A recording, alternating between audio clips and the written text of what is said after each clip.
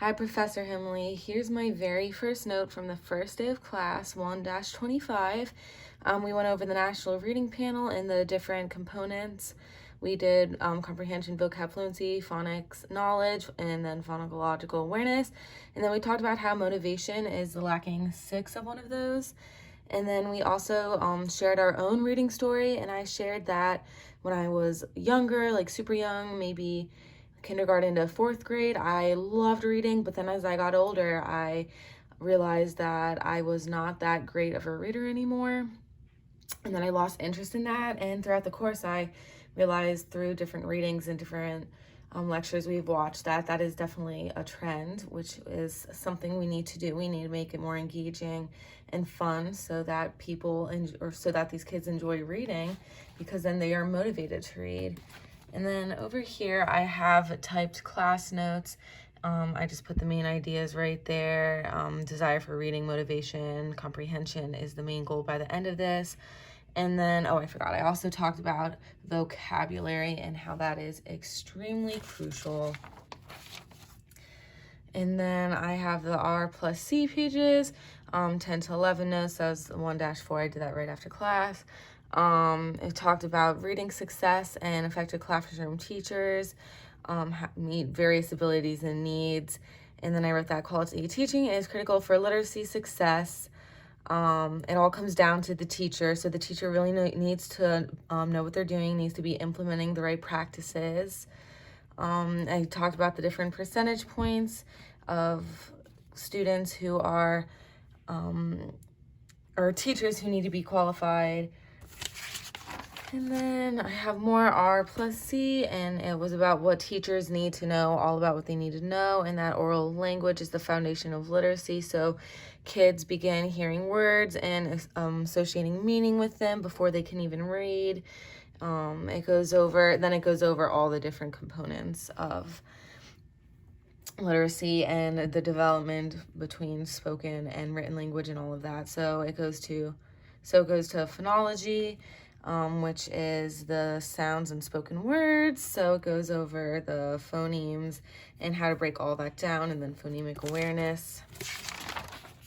It goes to orthography, the connecting letters and sounds, spelling patterns, the graphemes, and then it ties it to phonics. It does morphology, the building blocks and meanings of words. So the different parts of words that give the word its actual meaning.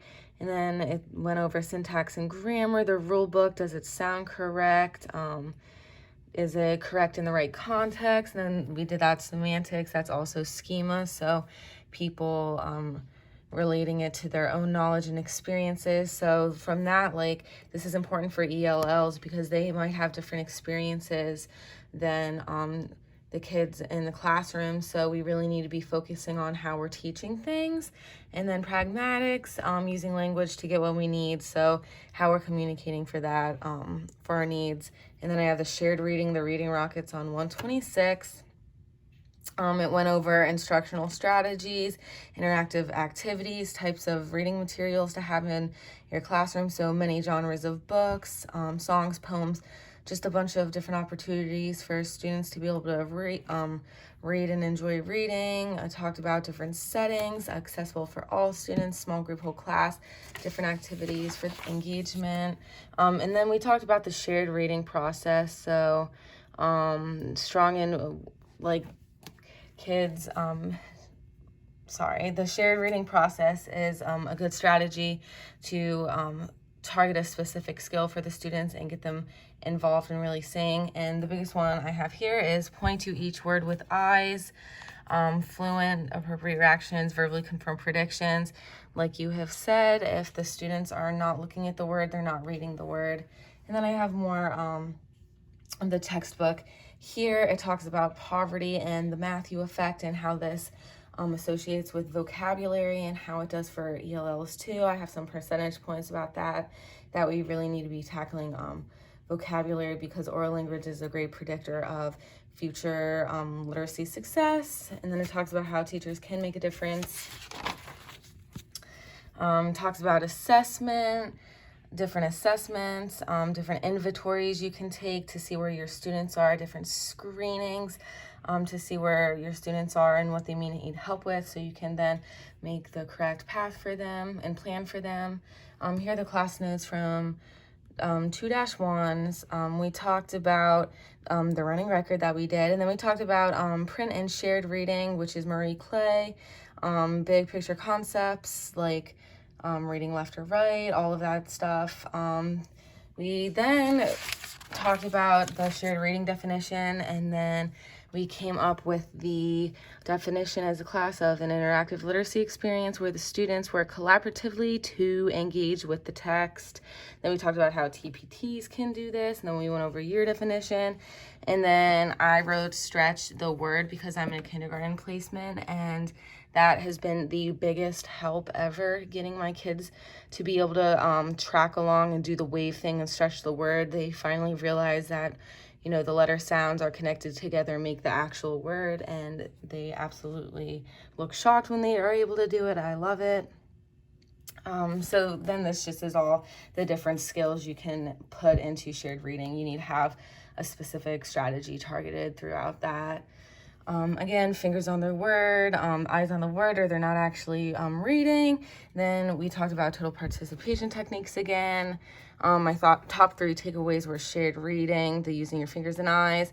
Concepts about print may not be developed at home. So when you have these kids coming into your classroom and you expect them to know these things, they may not have learned it at home. So you need to be understanding of that. It's not the kid's fault, and you need to do diagnostic tests and screening tests to see where your kids are at. Literacy should be an interactive and collaborative experience where students and teachers work together to learn about various components of literacy. So what do my students need, and how do I teach it? What do the students know, and what do I not know, so I can help my students and find that out. And then I have another R+C. It talks about how do young children become readers. So it's emergent literacy, the big 5, but then you put the motivation in there.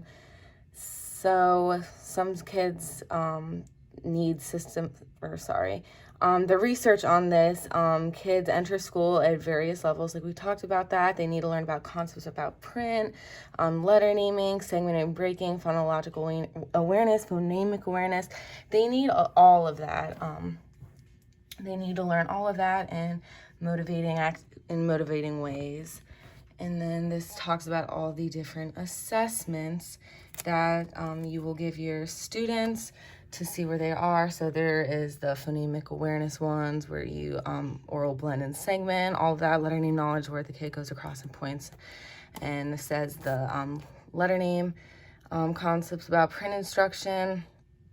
There's different strategies for this, but it's mainly about like modeling for the students, mapping speech into print. So like you write in front of them, you model just how language goes written down. Oops, I had this one fall out. But then it just talks about phonological awareness and phonemic awareness. And then this is from the session, the recorded session we had about phonemic awareness and phonological awareness and all of that. This one was very confusing for me to me at first. I feel like I did not understand it, but with practice, I really did understand it, especially since I'm in a kindergarten placement. I could really see how all of these connected, and I am pretty good at differentiating between phonological awareness, phonemic awareness, and phonics now. So that is awesome. So phonological awareness, it can be manipulating larger parts of speak, so when the kids know rhymes, or they can clap out syllables, or they can recognize alliteration. So my example is what word rhymes with bat. Here's the development. It goes down from spoken words, syllables, and then phonemes, and then ability to manipulate all of those. And then phonemic awareness, the ability to focus and manipulate individual sounds. That's where I was getting confused. So if they're able to segment, like, what are the sounds in happy, and then they go ha, ah, p, e, that is phonemic awareness. And then on the back here, sorry, I'm ripping it out. I'll restable that when I turn it in. It's talking about the ride the wave, the difference between phonics. Phonics is looking at the actual letter and putting the letter name with it, all of that, and then all the strategies listed, which have been amazing in kindergarten. So then this is teaching and assessing spelling. Oh, sorry. And then I went to the Minority View article. That one was definitely great to read about motivation. Like that seems like to be a pretty big underlying theme. And then the phonemic awareness position statement just talked about we can't put all of our times on phonemic awareness, but there are definitely certain activities and strategies that will enhance phonemic awareness, and we need to provide students with those opportunities to practice. Teaching and assessing spelling. So spelling is super important for that. They need to have phonological knowledge. They need to have the morphological knowledge, orthographic, all of that we went over earlier in my book. They need all of that to understand writing and spelling. So meaning is the reason why we write, why we spell. So we need to be paying attention to that. The assessments that we have, we do need diagnostic assessments for this to see what a student is lacking in spelling. And there are diagnostic assignments for this. And then we're going to the R+C again, phonics and word recognition. This goes over like all of the consonants, the digraphs, the blends and clusters, the different parts of what make up a word, vowel, letter, sounds, word patterns, onset and rhyme, frequency words, and how we can increase high frequency words and why that's super important. This was also very useful for me because I'm in a kindergarten placement, and a lot of the time we are going over all of this stuff. Specifically right now we are trying to do blends, so that is fun. What else? Classroom assessment. It talked about all of them, like the letter naming test, like the Dibbles one. My kids do that once a week. Core phonics survey, and then the running record, and then the MSV behind it, the semantic structure, does it look right, all of that. And then the 5 approaches we went over: synthetic, blend, sound, embedded, analogy-based, analytic, spelling and writing, just a bunch of different approaches to phonics instruction to make sure we're getting all of that correct. Shortened vowel sound video had great ways to teach different short vowel sounds to get the students really understanding what it sounds like. It gives them like a silly example or something so that they can remember the sound by. Oh yeah, multisyllable words. My kids are struggling with that, but we're teaching breaking downs into multiple little words. That was a good video where the student was able to chunk it like this into syllables to be able to write it. So then for the session 4 video, it went over like, what is a grapheme? Phonemes and graphemes equals the same. That has also been a huge help in my kindergarten classroom. I felt like I had to relearn a lot of stuff because, I haven't thought about this in forever. So I had to learn how to think like my kids. Assessing and monitoring student progress, obviously like Dibbles again. Sight words, my kids do sight words every day. They get new cards like every 25 days, and then we go over the ones that they already knew. Again, motivating students, definitely. So then the class for 2-22, we talked about the core phonics survey. We talked about assessing every student, what it means if a student gets 2 or more wrong, like what does that mean, that they need more instruction in that struggling area. If they're proficient, then what do we do? So we talked about specific content struggles, like how we can teach that, what is the next step. All kids need different things, so this is definitely a way to check where your students are and see what instruction they need further. The R+C, this is 3-4, so fluency practice, prosody, classroom assessment. This is all about reading fluency and how to get kids to read with automaticity. So, they see a word and they automatically can read it. They automatically know what it means. That is fluency. That's the biggest part of fluency, where they can keep reading, because too many kids spend too much time decoding and not understanding the word, that they are not fluent because they are not taking the time, or they're taking too much time trying to figure out what the word says, and they are unable to comprehend it by the end of what they're reading. I love evidence-based teaching strategies. They listed a bunch right here, like modeling it, reading it every day, repeated reading, challenging reading materials, appropriate level, not frustrational, but it sometimes it should be a challenge for them. They can do it. with the right scaffolds. Oral and silent reading, wide and repeated reading is my favorite. We do that in my kindergarten class. We repeat reading, and then we do different types of readings of different genres. It's really awesome. Repeated oral reading, we do that. And then I talked about RTI for struggling readers and ELLs, which is very important, making sure we're following all of that for them. Round robin is not good. I think we need that, but reader's theater is good because it's repeated reading. March 15th class, we just went over fluency, accurate, effortless, automatic word identification, and then we talked about this for running records, the multidimensional fluency scale, everything that belongs into that to assess if students are actually fluent when they read. So then here we go over the essentials of developing reading fluency. This is just a bunch of games and activities for the students. It was pretty useful. It went over songs and went over word letters. This was a good video. He talked about oral prosody, like instantly recognizing words, increased comprehension. He talked about a song and like repeating all of it daily. He gave lots of really good examples for that I wrote down. Then we read Magic of Song Reading, which was a lot like that. Kids memorize songs very well. We actually did a song activity in my placement, which was really cool. We talked about why reading fluency should be hot. Like, we should be focusing on that. Too much cognitive energy is being wasted on decoding. So they, in the end, they're not going to comprehend if they are not fluent. And then here's the map, and I uploaded it to here, which I'll show in a bit. Big ideas of the Daily 5 and Cafe. I've never heard of this before, so I was very interested in reading about this. So, setting goals with the students and then supporting them with the strategies. Like, the structure is awesome. It's 7 to 10 minutes, whole group. And then they choose to do one thing out of the Daily 5. They do a choice, and then the teacher can assess them. They can do small group work, and then the teacher can do individual lessons for that. They do a lot of modeling in this, and teacher expectation and student expectation.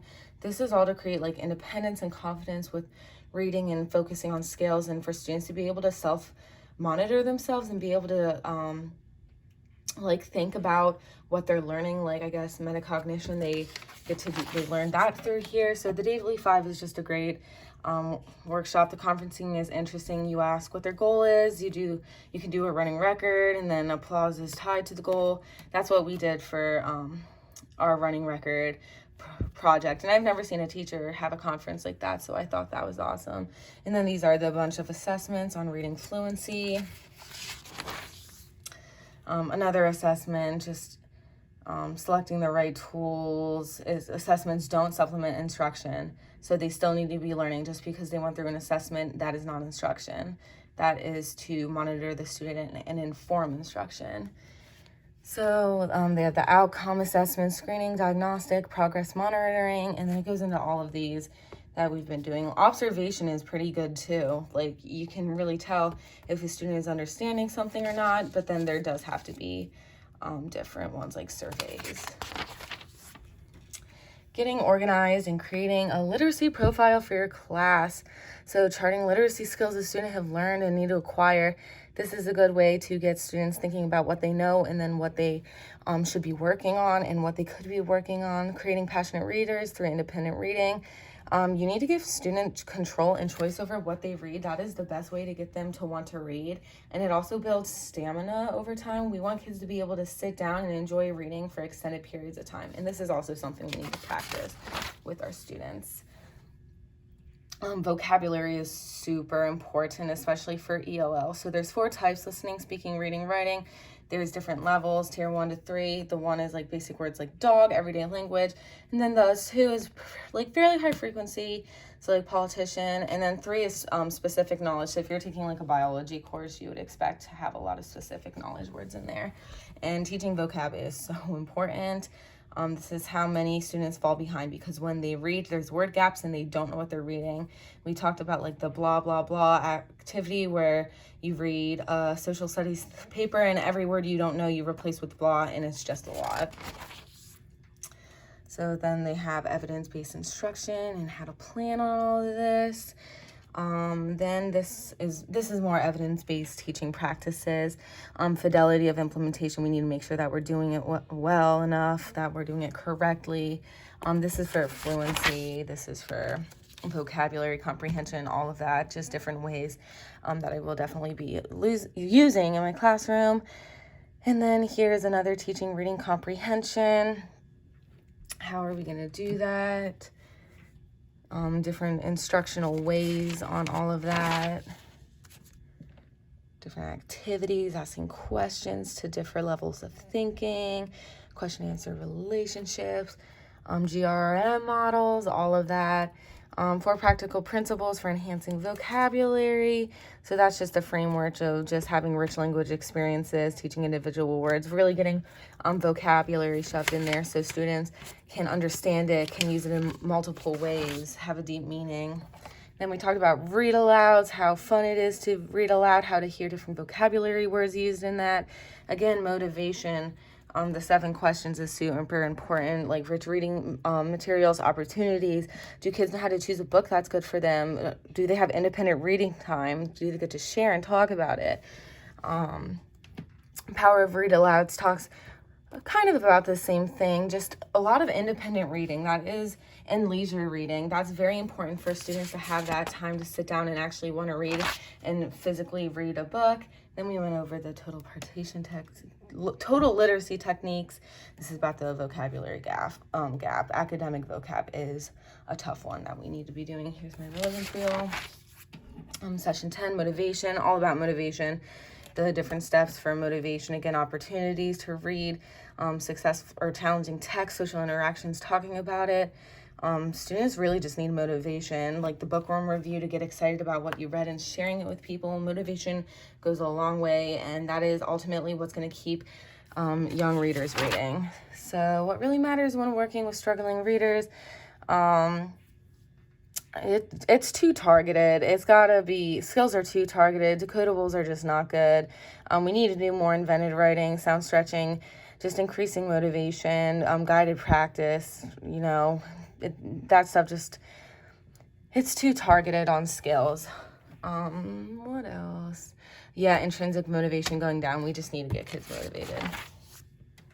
Writing video is great. I've never really listened to this type of writing progress. The checklist for conferencing, I really like that. You help them generate questions. They have their own checklist, beginning, middle, ends. Like every time you are teaching about writing, then they get to implement it into a piece that they were writing, which I thought was super cool for the writing workshop. It's not word work, it's not teaching spelling, it's teaching writing strategies, and then the kids get to do it. So they get to write for a long time and then share. So mini lesson, work time, share. And then that's the integrated literacy unit. And then here's the 6-trait writing model. Again, uses a word bit or a rubric, provide feedback, all of that. Self-regulation in writing, different activities, writing centers, the first 6 weeks of what to do for mini lessons, teach how that. You have to teach the structure for kids to know what they're doing in the writing workshop. And then there's individual conferences are great. You get to see what the kids are doing. They feel cared about. They know you care. Mentor text gives students like a model of what good writing specifically looks like for a certain type of writing. And then planning effective instruction for ELLs is talking about comprehension. How are we going to do that? It's vocab, it's metacognition, teaching them how to think about what they're reading, thinking about how they're reading, concept mapping, found poem, all of that, all really super cool stuff. Higher order thinking, the ripple effect, I love that. Assessment, you need to do formative assessment. And then there's 3 different types of ELLs. Newly arrived with adequate schooling, so they do have formal schooling. Newly arrived with not really any formal schooling. And then long-term English learners, these are the kids that you need to watch because they, at the beginning of their school, they know what they're doing. It's hard to see them fall behind, but then they eventually do. So we need to get out of that trend. Then it talks about TPTs and the different TPTs we can use. And then it talks about scaffolding. So the biggest thing for me is this is an emotional time for ELLs, and they're overwhelmed. They have anxiety. So you need to be understanding of that and just be smiling and accepting. So I went over the class notes on the first day that I printed out. And then here's my interview questions that we did for session 3. Here's the running record that we did. And then it has the word concept map, and then here's mine. And then here are my notes that I did for that, where they'd cut it out and do that. The 5 components, my found poem that I wrote. I'll be turning all of this in. And then here's how to teach vocabulary for the students. And then here's the reading comprehension wheel, how it all connects. I put that in there, and it's also uploaded. In-class conferencing practice, here's that. The notes are there, the polishers, all of that is up there.